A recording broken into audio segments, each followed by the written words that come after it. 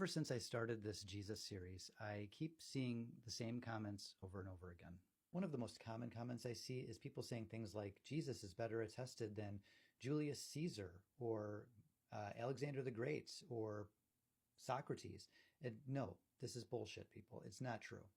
It's not true at all. In the case of Caesar, we actually have the book he wrote called The Gallic Wars. I have a copy on my Kindle right now. You can download PDFs of it for free online. But not only do we have the book, we have people reacting to the book when Caesar published it. Alexander the Great is attested in many, many accounts across, I think, 2 continents because his empire was that vast. It was inconceivable to the people that lived in his era that he was not a god, and therefore they wrote a lot about him. When Alexander died, his body was embalmed and put on display. It essentially laid in state for centuries until it went missing. And speaking of Alexander's tutor, the philosopher, Aristotle's teacher was Plato. Plato, who wrote the Dialogues, wrote the Republic. You can also get his works very easily on any e-reader app. Plato was a student of Socrates, knew him in real life.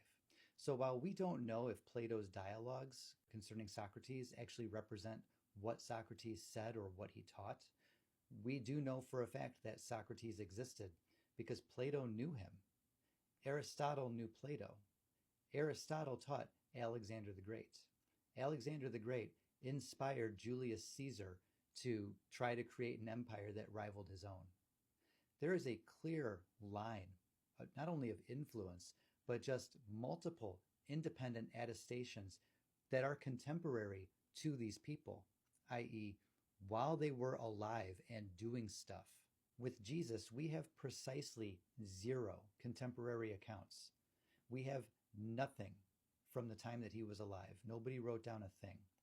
Not only that, but not a single one of his followers wrote anything down about the man that survives. Going further, Paul, who talks in Galatians about meeting with Peter and James the Just, who are taken by Christians and biblical scholars to be the same people that are mentioned in the Gospels, Paul never wrote down a single thing that Jesus said or a single story that Peter or James recounted to him. That doesn't make any sense. This is somebody that these people supposedly believed was real, who walked on earth and was also literally the son of the God of the whole universe. And they didn't write down a damn thing about him. I'm sorry. No, I do not buy it. Because if Christians were able to save the letters of Paul that were saved, and he wrote something down about Jesus, Peter said this about Jesus, James said that about Jesus, that would have survived. I have to believe that Christians would have taken the same care to preserve those that they took to preserve the 7 existing letters of Paul that are considered authentic. So as far as the historical Jesus is concerned, in my opinion, we have 4 options. The first option is that the Gospels are correct. He did all the miracles. He was actually the Son of God. The second option is that, well, there was a historical Jesus who inspired the apostles and the eventual religion, although his life probably didn't bear much resemblance to the Gospels as they present it, except for maybe the way he died, maybe some of the teachings. But all in all, these are documents of faith and not documents of history, so we really can't use them to get a good idea of who Jesus was or what he actually stood for and did. The third option is that the character of Jesus in the Gospels was actually inspired by several individuals. Over time, they were amalgamated into one character, and then legends were accreted onto that character as time passed. The fourth option is he just didn't exist. Now, near as I can tell, options 2, 3, and 4 basically amount to the same thing. Whether you want to say that there was a real Jesus, but his life didn't really look the way the Gospels paint it, if you want to say that there was an amalgamation of several men who over time were combined into one legendary figure called Jesus, or if you want to say there just was no historical Jesus. To me, they're all basically saying the same thing, because if the Gospels are not an accurate reflection of the man's life and his teachings, then what exactly is Jesus? What is he supposed to be? If there was a character upon whom these stories were based that actually existed in real life, we have no way of knowing him. We have no way of knowing the people that were combined into the character that we now call Jesus. What good is positing a historical Jesus? You're adding a layer of complexity that's completely unnecessary. As I was saying in my video yesterday about the guy who invented the idea of the rapture, people do just make stuff up and tell other people who then decide to believe it. Moses and Abraham and Isaac and Jacob and Joseph, all of these characters were made up. Not a single one of them was historical. They are all fictional, mythical characters in the same vein as Jason and Heracles. They're all on the same level. It's all the same thing. And to posit that this one immortal God-man, out of all of the others that people have worshipped throughout human civilization, is the one time that it's totes for real, you guys. It's silly. It's silly. Now, I'm not going to say that you should not believe in whatever you want to believe in.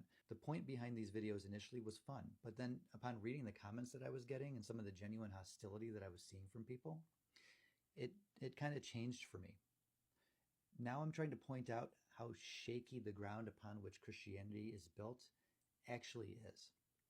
It's much more tenuous than most people, Christians and non-Christian alike, will tell you. All right, so now let's discuss the evidence for Jesus. Most of it lies within the pages of the New Testament. The New Testament has a vested interest in convincing you that Jesus was not only a real person, but also God. So it's not exactly an objective source. Next, we have the Testimonium Flavianum by Josephus, which was clearly tampered with by a later Christian scribe who wanted it to appear as if Josephus was a Christian, which would have been news to Josephus because he was definitely not.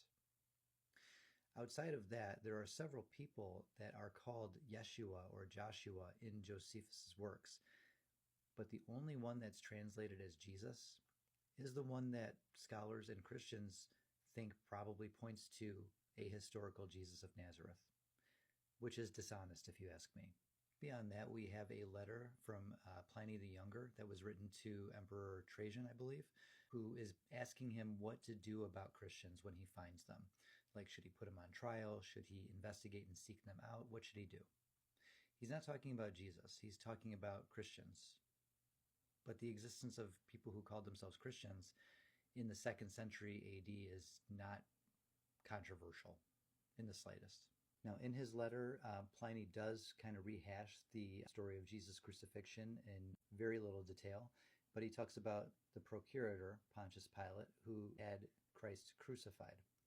But he's reporting hearsay. This is not coming from official documents. The gospel stories were already circulating at the time that he wrote his letter.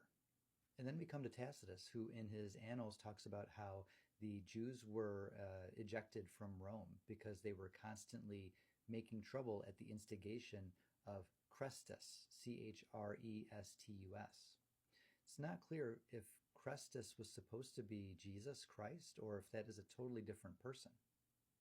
And the fact that it sounds like he's talking about a person who is still alive, despite the fact that he's writing in the 2nd century CE, it does make this reference a little bit suspect, to say the least. And there you have it. I mean, that is really the evidence for a historical Jesus. You've got a couple of people who wrote a couple of things down. I constantly make the comparison between Jesus and Heracles because really the same amount of evidence exists for both of them. Some people wrote some stuff down. If you've ever seen The Simpsons, you know who Lionel Hutz is. There's one episode where the judge asks him, "Mr. Hutz, do you have any evidence?" And he says, "Well, Your Honor, we have hearsay and conjecture. Those are kinds of evidence." And that's what Christians have, hearsay and conjecture. And when they tell you that Jesus is better attested than Julius Caesar or Alexander the Great or even Socrates, they're being disingenuous because we have multiple attestations from different parties that are contemporaneous to those people's lives. With Jesus, we have nothing except hearsay and conjecture.